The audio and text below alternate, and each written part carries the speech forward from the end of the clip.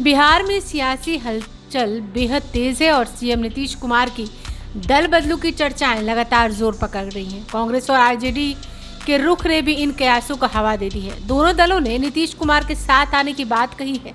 इसके अलावा भाजपा भी काफी एक्टिव है। खबर है कि पार्टी लीडरशिप ने रविंद्र शंकर प्रसाद और शाहनवाज हुसैन को दिल्ली तलब किया है।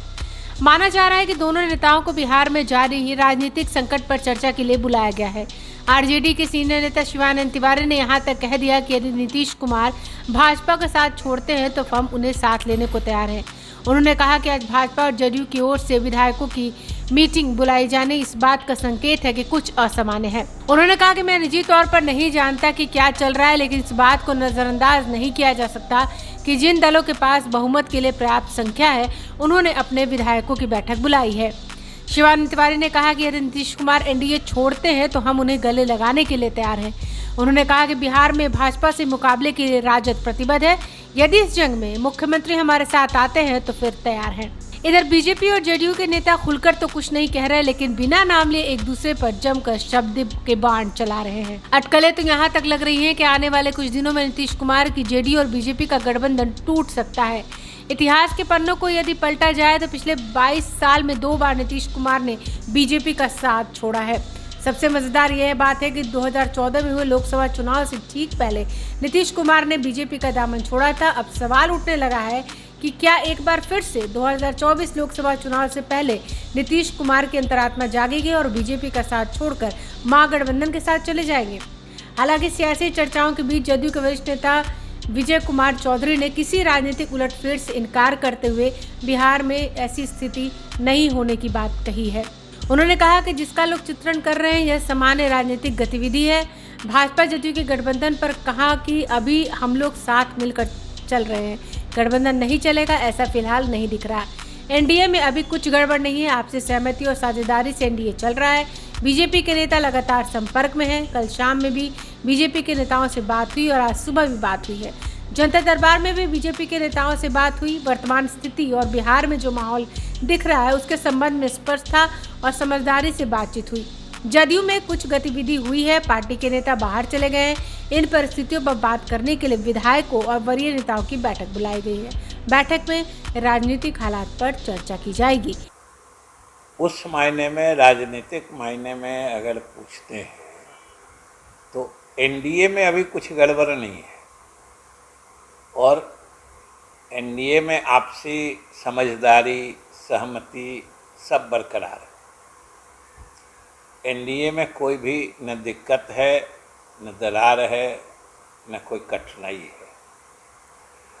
सबको मालूम है, बिहार के लोग जानते हैं, जो हम लोगों के पार्टी में कुछ बात इधर, कुछ गतिविधियां ऐसी हुई हैं जो पार्टी के जैसे एक बड़े नेता पार्टी से बाहर चले गए हैं और तरह तरह की बातें आ रही हैं।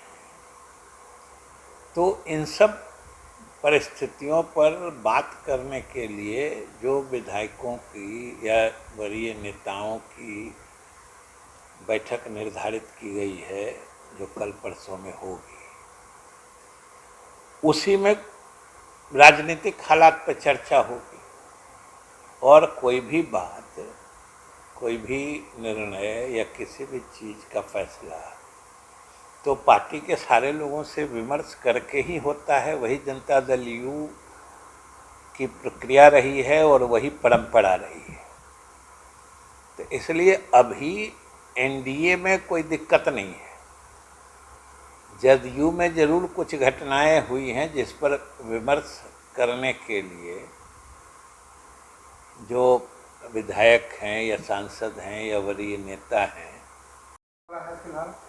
नहीं, अभी सरकार की सेहत की बात कहाँ है, अभी तो सरकार चल रही है और हमने कहा कि जदयू में कुछ बातें घटी हैं, हुई हैं, उस पर विमर्श और विश्लेषण के लिए बैठक बुलाई गई है।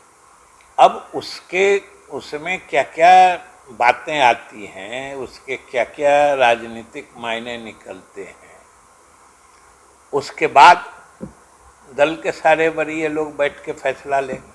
तो क्या उसके बाद एनडीए पर भी चर्चा हो सकती है इस बैठक में? चर्चा कोई निर्धारित तो सिर्फ एक विषय है जो हम कह रहे हैं आपको, लेकिन अब वहाँ पर जितनी बातें आएंगी चर्चा तो सब पर होगी। वैसे निर्धारित विषय एक ही है, जो एक वरीय नेता दल छोड़ के गए हैं, जिन लोगों का संबंध उनसे रहा है या जिन लोगों की जो बातें उनके साथ हुई हैं, जो संवाद हुआ था या हो रहा है, उन सब की चर्चा करके जो पार्टी हित में फैसला होगा पार्टी को मजबूत करने के लिए, वो पार्टी लेगी। अगर आपने अभी तक हमारे चैनल को सब्सक्राइब नहीं किया है तो हमारे चैनल को जल्द से जल्द सब्सक्राइब करें, लाइक करें, शेयर करें और कमेंट करें। क्या आप पत्रकारिता के क्षेत्र में अपना कैरियर बनाना चाहते हैं? तो आज ही royal Ashoka institute of mass communication and journalism में अपनी जगह सुनिश्चित करें। आर्यभट्ट ज्ञान विश्वविद्यालय पटना से मान्यता प्राप्त 100% प्लेसमेंट के साथ royal Ashoka institute of mass communication and journalism नामांकन जारी है। हमारा पता है DS/16 गायत्री मंदिर के समीप, कंकड़ बाग, पटना 8,20,000। आप हमें संपर्क भी कर सकते हैं। हमारा मोबाइल नंबर है 9955456126।